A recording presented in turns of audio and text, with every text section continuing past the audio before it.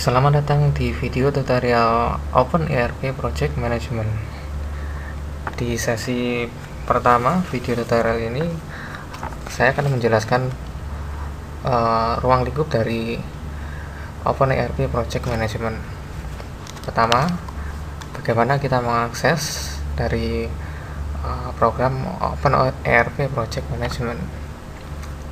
Pertama yang kita butuhkan adalah program browser yang bisa digunakan, yakni kita bisa menggunakan Mozilla Firefox, ini Mozilla Firefox, atau kita bisa juga menggunakan Opera, dan kita juga bisa menggunakan Google Chrome. Oke, kita coba menggunakan Google Chrome. Silakan kita coba buka. Oke, di Chrome ini tampilan Google Chrome. Silahkan ketik alamat URL untuk mengakses program OpenERP. Oke, alamat URL ini bisa yang digunakan itu ada dua. Yang pertama itu adalah 192.168.105.4. Nah, alamat ini 192.168.105.104 itu hanya bisa digunakan apabila kita berada di factory, di dalam factory.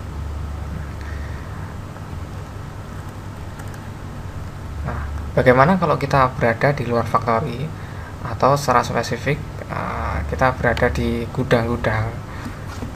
Nah, misalkan ini saya berada di luar factory. Ketika saya memaksa untuk mengakses ini 192.168.105.4. Oke, kita tunggu apa responnya.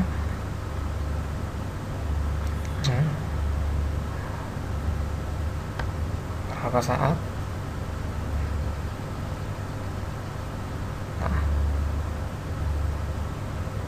Oke, halaman tidak ditemukan karena alamat halaman ini 192.168.105.4 itu tidak dikenali jika di luar factory. Oke.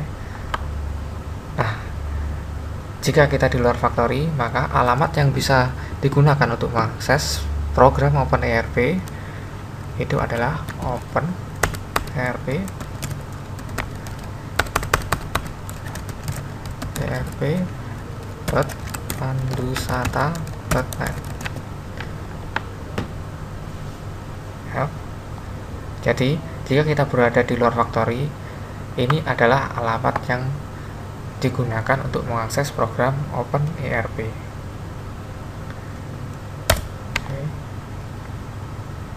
Nah, oke, bisa dilihat ini adalah login, tampilan login dari halaman depan dari OpenERP, program OpenERP. Yang pertama kita lakukan adalah memilih database yang kita gunakan untuk masuk ke program OpenERP. Di pelatihan ini kita menggunakan database, bisa lihat kita menggunakan database training. Jadi kita pilih dulu database training, tunggu beberapa saat lagi. Coba perhatikan di URL-nya, yang tadi PHP Studi sekarang menjadi database training. Yap, database sudah ganti training. Kemudian masukkan username dan password. Nah, username dan password ini yang telah jadi semua karyawan itu sudah memiliki hak akses dengan username dan password masing-masing. Silahkan masukkan username dan passwordnya.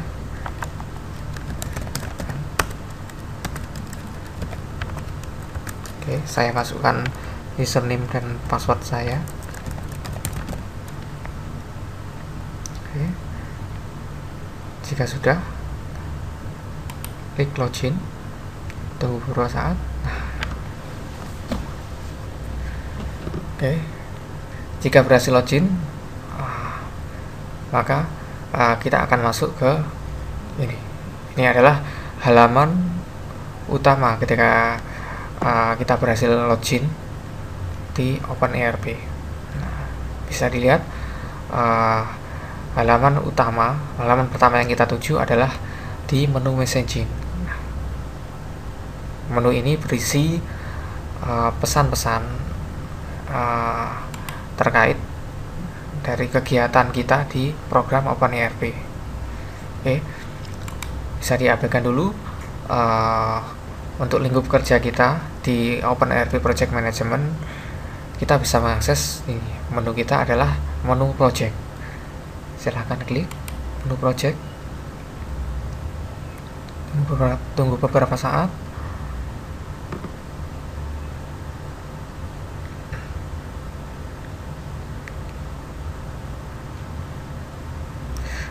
Oke, bisa dilihat di menu project itu kita akan langsung menuju ke project-project yang telah dibuat sebelumnya. Jadi ini adalah project-project. Jadi kalau bisa kita lihat kotak-kotak ini itu adalah project yang telah dibuat sebelumnya. Bisa lihat mulai dari project ULT Audit Visit, project Supervisor Suggestion System, dan lain sebagainya. Oke, bisa dilihat banyak sekali project-projectnya. Oke, ini adalah lingkup project. Bisa kita lihat apa saja yang bisa kita lakukan di project kita. Saya berikan satu contoh untuk projectnya. Misalkan project oke, bisa lihat di project ini pengadaan wood pallet misalkan. Jadi untuk melihat konfigurasi project, klik tanda panah bawah di pojok kanan atas dari kotak project. Ketika diklik, di situ ada project setting, bisa diklik. Sebentar. Nah, saya akan menjelaskan bagian-bagian dari project.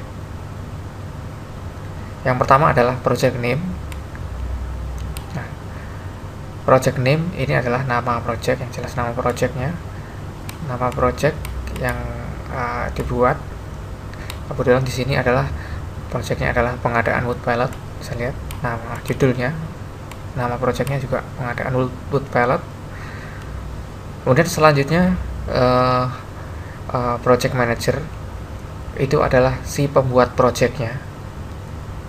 Jadi project manager itu adalah pemilik project tersebut, yang artinya bisa diartikan bahwa itu adalah pembuat projectnya. Terus setelah itu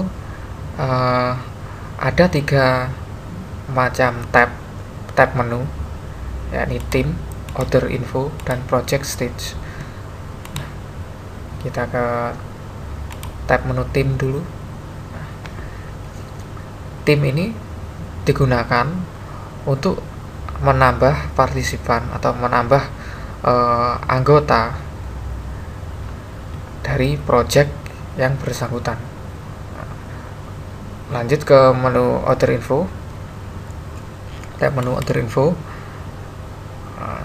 Yang terpenting di sini adalah bisa dilihat ini ada plan time, yakni waktu adalah waktu yang direncanakan. Jadi durasi waktu yang direncanakan oleh projectnya bisa dilihat. Oke. Terus time span ini adalah waktu yang dihabiskan dalam mengerjakan project tersebut. Selanjutnya ada start date. Start date itu menandakan bahwa awal mula project itu dibuat atau project itu dieksekusi. Kemudian ada end date, yakni batas akhir dari project. Oke, bisa lanjut ke menu project stage. Di project stage itu kita bisa melihat ada beberapa stage atau langkah dari pengerjaan project yang bersangkutan. Kita bisa lihat di sini ada approval, ada stage approval, ada implementasi, ada done. Oke, fitur selanjutnya yang bisa kita manfaatkan dari project ini adalah bisa kita lihat pada saat kita buka project di bagian bawah. Nah, kita bisa menambahkan partisipan, atau kalau di sini bisa dilihat sebagai follower. Ini di bagian bawah bisa dilihat di sini ada 6 follower. Jadi kita bisa menambahkan follower yang nanti follower itu fungsinya adalah ikut berpartisipasi, artinya bisa sebagai pengawas, sebagai pemberi masukan dalam project tersebut, yang nanti dari para partisipan itu bisa ikut berdiskusi membahas project tersebut di fitur send message. Untuk menambah follower atau menambah partisipan, kita bisa klik add order, ini bisa diklik. Nah, yang nanti kita akan dibawa ke jendela ini, jendela add follower. Nah, kita tambahkan, untuk menambahkan follower, ketika nama dari follower yang akan ditambah, misalkan ini.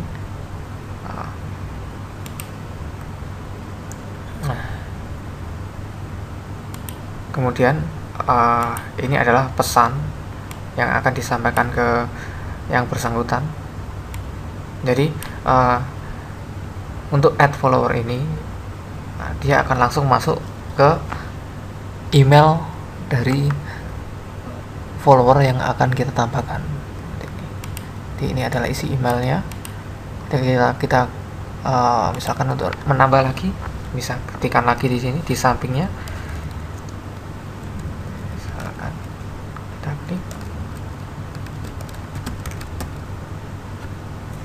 Misalkan seperti ini, jadi langsung 2. Kalau misalkan nambah lagi, bisa klik lagi dan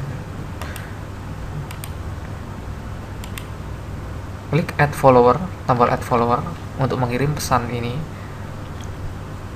yang nanti ketika follower membuka email, dia akan diberikan link untuk mengakses project pengadaan wood pallet ini. Oke, bisa lihat ini adalah follower yang baru ditambahkan. Oke, jadi sekarang ada 8 follower. Follower tersebut yang nanti dia bisa berpartisipasi dalam berdiskusi. Jadi misalkan mendiskusikan project yang bersangkutan. Misalkan ini contoh.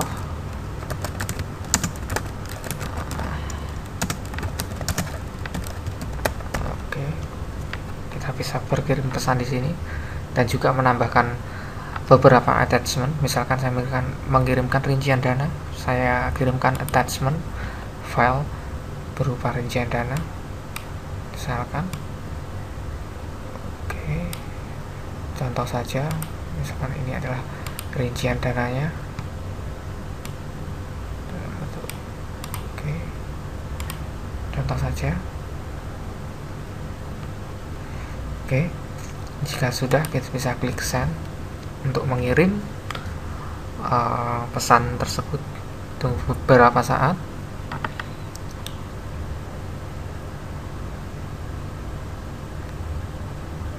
Nah, jika sudah terkirim, bisa dilihat ini adalah pesan yang saya kirim melalui send message, yang nanti pesan ini juga akan sampai di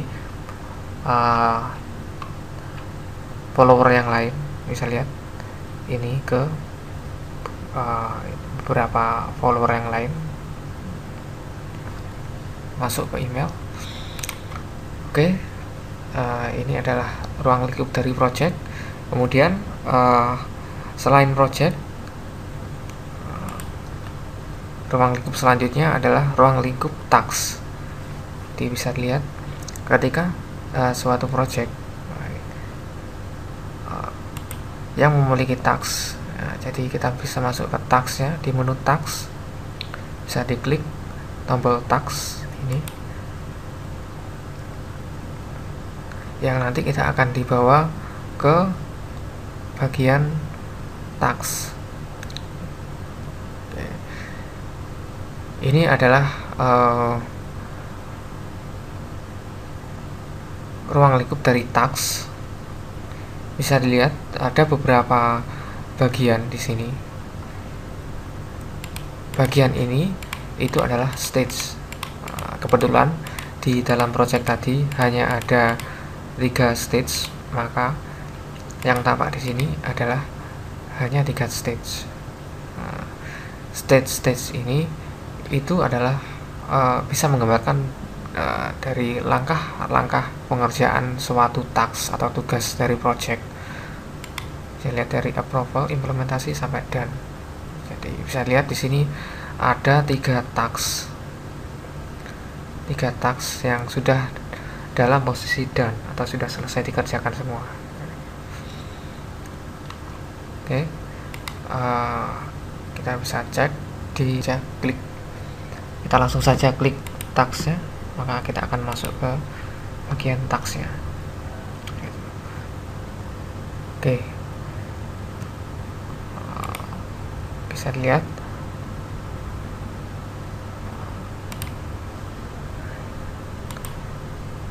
ada beberapa bagian yang perlu saya jelaskan. Yang pertama adalah ini adalah judul dari task.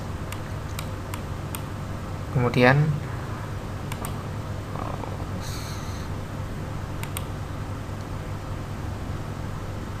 untuk project, ini adalah project yang dari tasknya. Kemudian assign to nya itu adalah pemilik dari task tersebut, artinya itu adalah orang yang bertanggung jawab atas task tersebut. Kemudian ada deadline. Deadline itu adalah isian batas akhir dari task tersebut, artinya batas akhir dari task tersebut harus diselesaikan. Kemudian ada initially planned day, itu adalah berapa durasi waktu dalam hari yang diperlukan untuk mengerjakan task tersebut. Jadi ini bisa diisi jumlah hari yang dibutuhkan untuk melaksanakan task tersebut. Itu bisa diisikan jumlah harinya. Terus selanjutnya untuk progress, ini adalah memperlihatkan prosentase dari task yang sedang berjalan. Terus selanjutnya bisa dilihat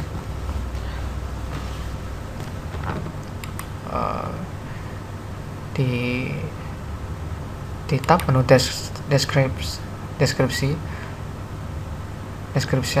kita bisa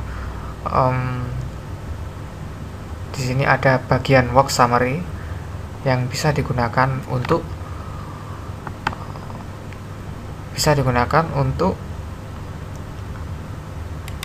merinci di rincian dari task tersebut. Misalkan untuk pembuatan bedak ada beberapa langkah, misalkan ya, untuk pembuatan bedak ini ada 10 hari.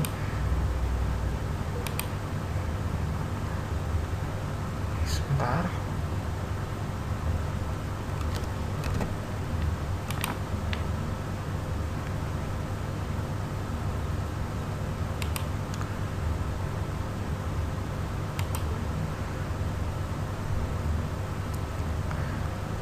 Oke, sebentar. Setelah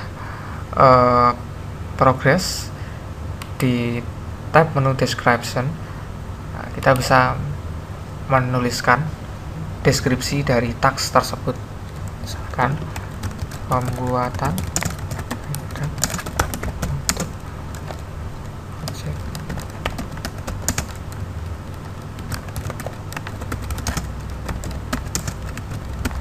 misalkan seperti ini.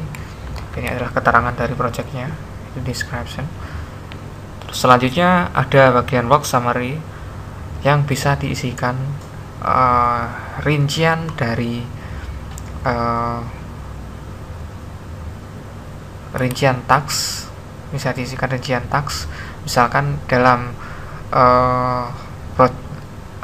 task itu berjalan, misalkan di sana butuh task pekerjaan, misalkan pekerjaan 1, misalkan di sini bisa diisikan membutuhkan berapa hari. Misalkan di sini kita rencanakan dia membutuhkan waktu 3 hari, dimulai kapan, misalkan contoh saja. Jadi kapan pekerjaan 1 ini dikerjakan, itu di date-nya. Selanjutnya jika ada lagi pekerjaan lain, diklik add item, maka akan nambah add item, kita nambah lagi. Misalkan pekerjaan 2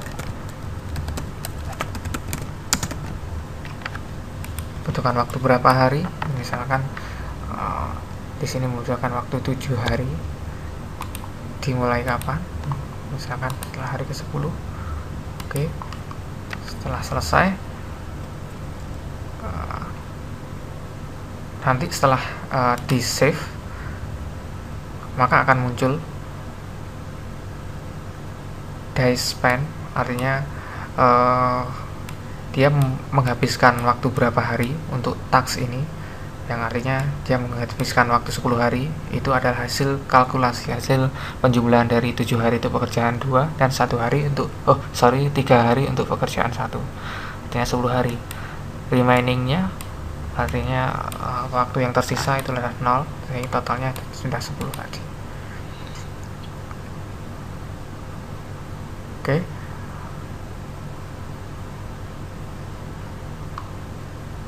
Selanjutnya dari task itu ada extra info yang bisa kita isi. Di extra info yang perlu kita isikan itu adalah starting date-nya. Itu adalah awal dimulainya task tersebut, yakni pembuatan bedak dimulai kapan. Kemudian ada ending date, itu adalah waktu terakhir dari task pembuatan bedak. Perbedaan dari ending date dan deadline itu adalah, kalau ending date itu adalah batas akhirnya dari pengerjaan pembuatan bedak. Kemudian untuk deadline itu adalah batas akhir, yang artinya batas akhir toleransi keterlambatan. Jika misalkan untuk ending date-nya itu berakhir pada 31 Mei, maka di deadline-nya misalkan kita beri toleransi waktu lebih lama 1 hari, misalkan ke 1 Juni, seperti ini. Jadi untuk deadline itu adalah waktu yang akhir yang benar-benar task itu harus diselesaikan. Oke. Selanjutnya sama seperti project tadi, di task itu kita juga memiliki fitur send message yang bisa kita gunakan untuk saling berdiskusi antar follower. Jadi mendiskusikan task yang bersangkutan, dalam hal ini adalah pembuatan bedak. Bisa berdiskusikan di sini. Caranya sama seperti tadi. Jadi ketikkan beberapa pesan yang akan dikirim, kemudian klik send.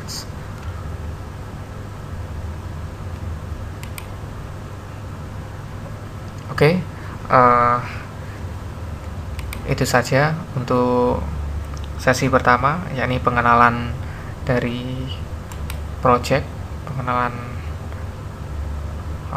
ruang lingkup dari project, dan pengenalan lingkup dari lingkup kerja dari task.